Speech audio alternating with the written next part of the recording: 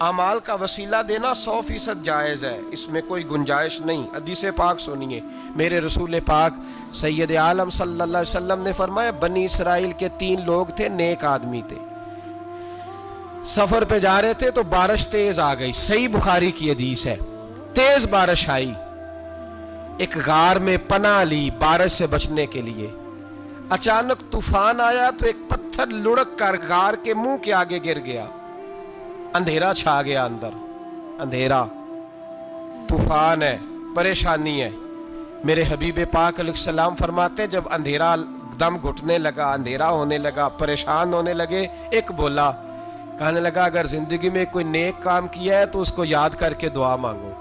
اللہ کرے ہم سے کوئی نیک کام ہو جائے۔ جو ہوتے ہیں اس میں بھی ریاکاری ہوتی ہے، اس میں بھی ملاوٹ ہوتی ہے، کوئی نیک کیا ہے تو دعا مانگ لو۔ ایک نے ہاتھ اٹھائے اور دعا کیسے مانگی؟ اللہ اکبر، عرض کرنے لگا اے اللہ تو جانتا ہے میں نے بکریاں رکھی ہیں، میں دودھ دھو کے بیچتا ہوں، میرے بیٹے بھی ہیں، بیٹیاں بھی ہیں، اولاد بھی ہے، اور میرے پاس لوگ دودھ خریدنے بھی آیا کرتے تھے، پر اللہ میرے بوڑھے ماں باپ ہیں، میں نے اپنی زندگی کا طریقہ بنایا ہے جب تک ابا جی دودھ نہیں پئیں گے کسی کو نہیں ملے گا، جب تک میری بوڑھی ماں کے لبوں سے دودھ نہیں لگے گا کسی کو نہیں ملے گا۔ اے اللہ وہ رات بھی تو جانتا ہوگا جب میں دیر سے آیا، دودھ دھویا تو ماں باپ سو چکے تھے،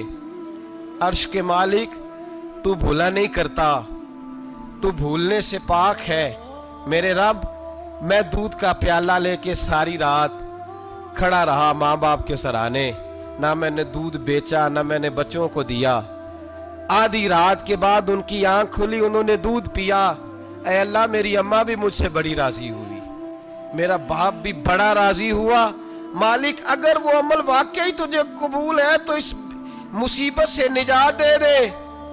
میرے نبی پاک علیہ السلام فرماتے اس نے یہ وسیلہ دے کے دعا مانگی تو اللہ نے پتھر سرکا دیا، پہلے روشنی نہیں آ رہی تھی اب روشنی آنی شروع ہو گئی۔ پتہ چلا جو زندگی میں روشنی چاہتا ہے وہ ماں باپ کی نوکری کرے،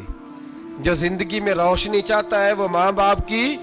بلے شاہ تو آسمانی اڈ دیاں پھڑنا ہے، اور جڑا گھر بیٹھا انہوں پھڑیا ہی نہیں، ان کی نوکری کرو روشنی ملے گی۔ دوسرا بولا، اس نے کہا اے اللہ تجھے پتہ ہے میں نے کئی لوگ مزدوری پہ رکھے ہوئے ہیں، ایک شخص مزدوری کرتا تھا تو کچھ کلو کچھ سیر چاول کچھ چاول اس کی مزدوری بنے، مثال دے کے سمجھاتا ہوں، 10,000 کے چاول اس کی مزدوری بن گئے، میں نے اس کو کہا مزدوری لے لے تو وہ ناراض ہو کے چلا گیا ناراض ہو کے، لیکن اے اللہ میں نے اس کا مال کھایا نہیں، میں نے مزدور کا حق رکھا نہیں، اے اللہ میں نے 10,000 علیحدہ کر دیا، وہ چاولوں کی قیمت میں نے علیحدہ کر دی، جب میں کاروبار کرتا تو میں نے اس کا پیسہ انویسٹ کر لیا، پھر اس پیسے سے میں کماتا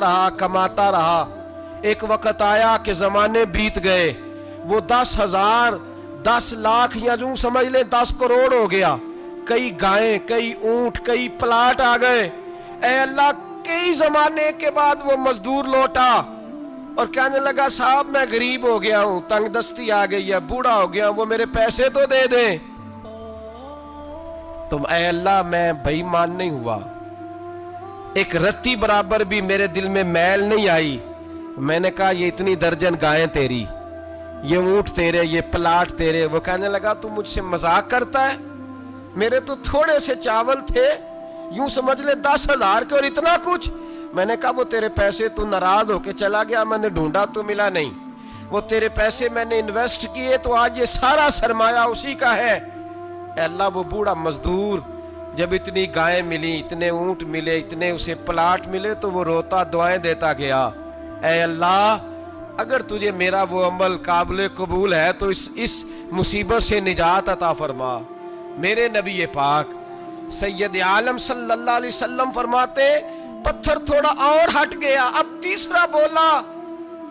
عمل کا وسیلہ دے کے او بھائی کوئی عمل بچا کے رکھ، کچھ کر لے، کچھ زندگی میں اکٹھا کر لے، کوئی تو ایسا عمل ہو جب قیامت آئے تو مصیبت سے بچ سکے، تو قبر میں مصیبت سے بچ سکے، تو دنیا میں مصیبت سے بچ سکے۔ میرے رسول پاک سید عالم صلی اللہ علیہ وسلم فرماتے ہیں تیسرا بولا، کہنے لگا اے اللہ تو جانتا ہے میں جوان، میں رانا، میں حسین، مجھے عورتیں دعوت دیتی تھی، اپنی طرف مائل کرتی تھیں، لیکن میں کسی پر نہ دیکھتا، بس ایک چچا کی بیٹی پہ میں عاشق ہو گیا، اس کے میں قریب جانے لگا، بلانے لگا، 100 دینار بھی اکٹھے کیے اس کو دینے کے لیے۔ ایک ایسا وقت آیا کہ وہ راضی بھی ہو گئی، اے اللہ تنہائی بھی آگے، یوں سمجھ لو کہ میں جوان بھی، حسین بھی، مالدار بھی، میں چاہوں تو ایک ایک دن میں 4 دفعہ میں بدکاری کر سکتا تھا، اے اللہ ساری خوبیاں تھیں، وہ بی بی میرے پاس آئی، کمرہ، تنہائی، کوئی دیکھنے والا نہیں تھا، جب میں اس کے قریب جانے لگا تو وہ عورت کہنے لگی تو رب سے ڈر جا، رب سے ڈر جا، رب سے ڈر جا، اے اللہ طاقت بھی، جوانی بھی، حسن بھی، مال بھی، میں سب کچھ کر سکتا تھا پر تیری لیے، اور اگر مسلمان ہوگا تو کہے گا اے اللہ تیرے رسول کے لیے، اے اللہ مدینے والے چاند کی بات مان کے، اے اللہ آمنہ کے معصوم کی بات مان کے، اے اللہ جناب فاطمہ الزہرا کے ابا کی بات مان کے، میں نے اپنے نفس کی خواہش کو کچلا، اور کچل کر کے میں نے وہ گناہ نہیں کیا، اس کو آزاد کر دیا، اگر وہ عمل تیری بارگاہ میں قبول ہے تو نجات دے دے۔ میرے نبی پاک فرماتے ہیں بس دعا ختم ہوئی تو اللہ نے پہاڑ دور پھینک دیا،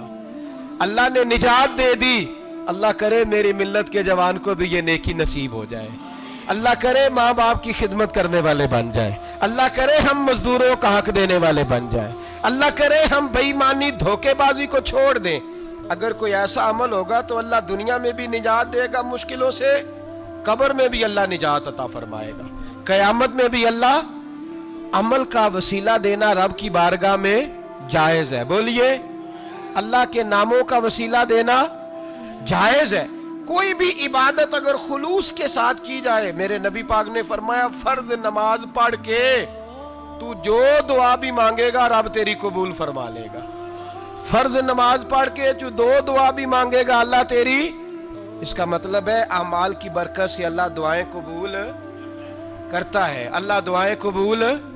بس پھر وہی دعا کرتا ہوں اللہ ہمیں خلوص والے عمل کی توفیق عطا فرما۔